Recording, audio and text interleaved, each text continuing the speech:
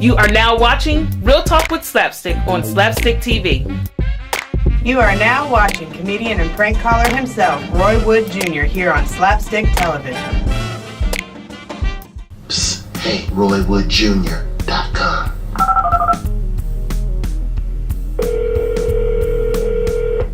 Hello? This is Lloyd. Good day to you. How do you do? All right. Good. This is Dr. Sidman Azibo. I call on behalf of the school board in Birmingham, Alabama. I called to ask you about your boy because he go back to the school this week. Am I correct? He go back to the Inslee High School. I have down here on my paper.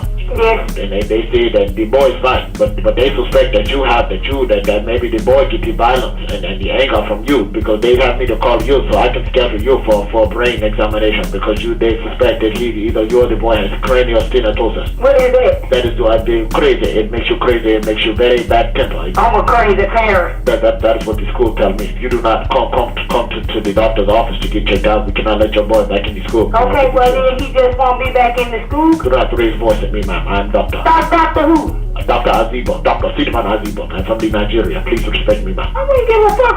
Where you from? You don't call, you talking about somebody damn crazy calling. You talking about he must be crazy because his mama kind of crazy and she needs brain surgery. I don't need brain shit. Yes, ma'am. The American black women, that is what you do. You get so angry so quick because you drink the liquor. You get angry. You get so because we drink the liquor. Yes, ma'am. That is what's wrong with the fucking American women because you're so...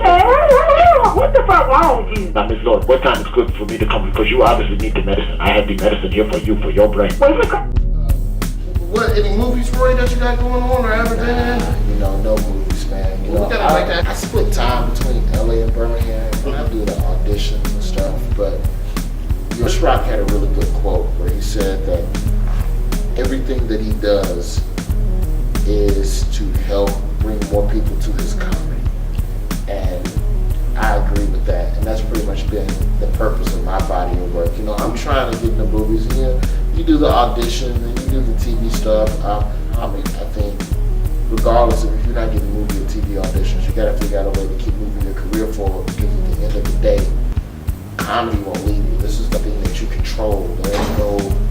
It's meddling, there's no studio meddling, there's nobody else telling you what you, if you are funny, you will always have employment. You can work till you 90. Bob Hope worked until damn near the day before he died.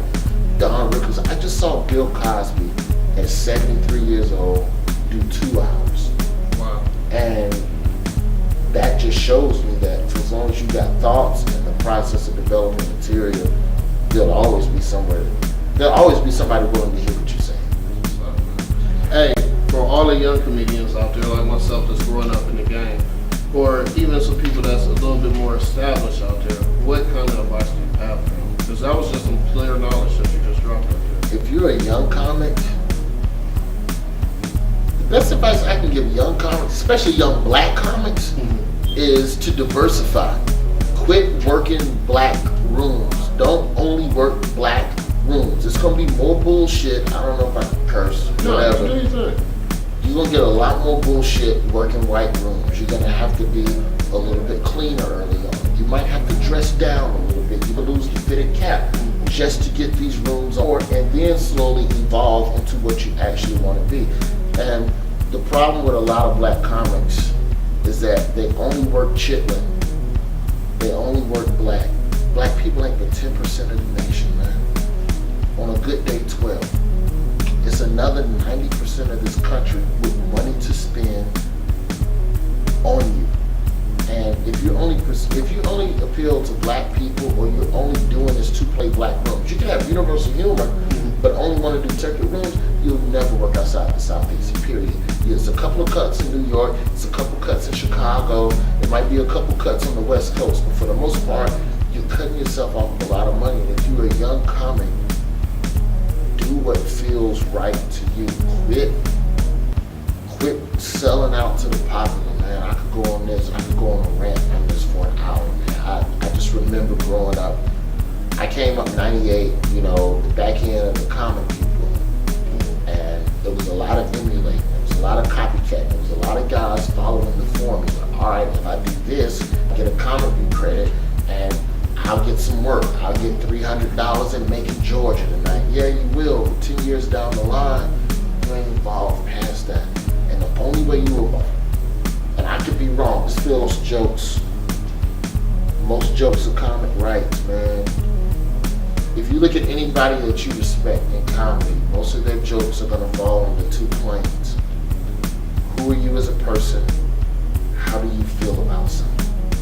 And Richard Pryor told you who he was as a person. He broke himself down to every layer, no matter how humiliating.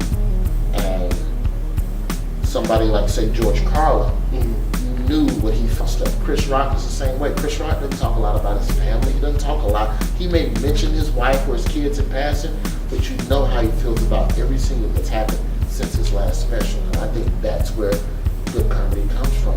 Not from fucking the stool, not from using the mic as a dick, and this other lazy shit that's very funny, but at its core, it's not going to give you the length of the career that you want. You're not a comic no more, Roy. Okay? You're a promoter.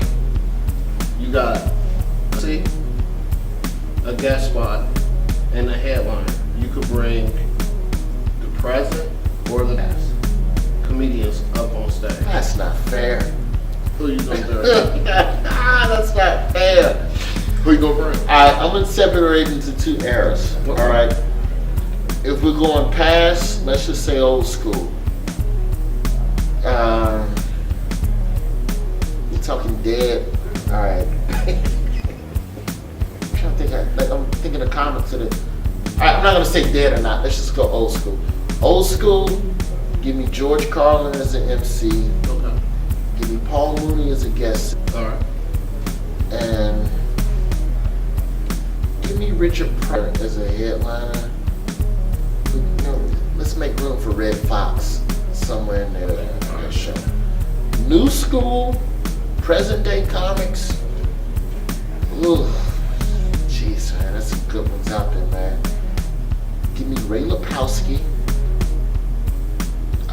white dude comic, The Beast. Give me Ray Lapowski. Give me Jay Phillips out of DC. Shit, me. Why not? Okay. Well, Even though I can't follow Ray Lapowski, I'll try. Hey, I just want to know how much them I tickets give him a going. light 10 minutes. How much the tickets going? For me? I mean, you're the promoter. In my fantasy dream? Yeah. What city? Wherever you want to take. I put it in Birmingham. That's where I can charge the most. Okay. I'm not making no money in Buffalo. Ain't nobody heard of Raw Woods. But this your boy EP. This is SlapStik. I'm kicking it with my man Roy Wood Jr. Man, we out. Peace. That was the very funny Roy Woods Jr. Stay tuned next week for comedian Bam Bam here on SlapStik. SlapStik. Slapstick. SlapStik. SlapStik. SlapStik. SlapStik. SlapStik TV coming your way. SlapStik. Shut it down. SlapStik. Shut it down. Shut it down, SlapStik.